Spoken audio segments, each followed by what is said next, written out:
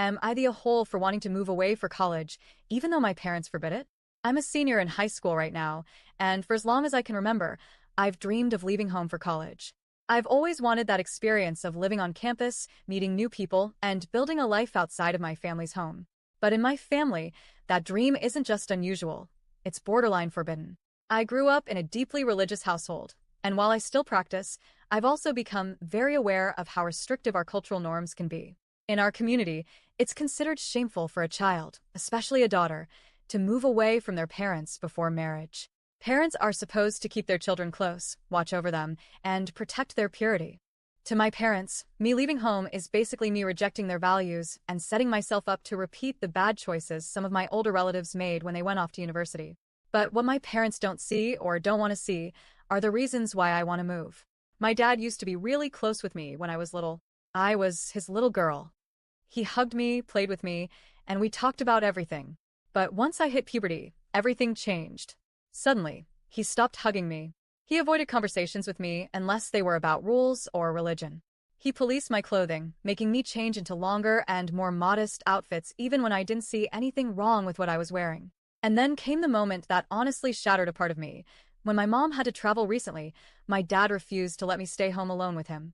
He said he didn't want the devil to tempt him. I want to be very clear, my dad has never touched me or done anything inappropriate. But the way he framed me, his own daughter, as some kind of temptation for him to resist made me feel dirty, dehumanized, and disgusted. It made me feel like he doesn't even see me as a person anymore, just an object he has to control and shield himself from. It also pushed me further away from my faith, because if this is how my religion is being applied at home, I want no part of it. Then there's my mom. I love her, but she has serious struggles with her mental health. She shows signs of BPD and bipolar disorder, which means she can be unpredictable, manipulative, and sometimes outright abusive. But since mental health is so stigmatized in our culture, she's never been checked or treated. Instead, everything just gets excused as this is how she is. Living with her has been like living with a storm that could hit at any moment, and I'm always on edge. Whenever I've tried to open up about these issues, either to family friends, extended relatives, or even peers, I get the same response. You're overreacting. Your parents love you. You should appreciate them while they're still here. It's like my feelings don't matter, like my experiences are invalid because I'm expected to play the role of the grateful, obedient daughter. And that's exactly what I've been all my life, a people pleaser.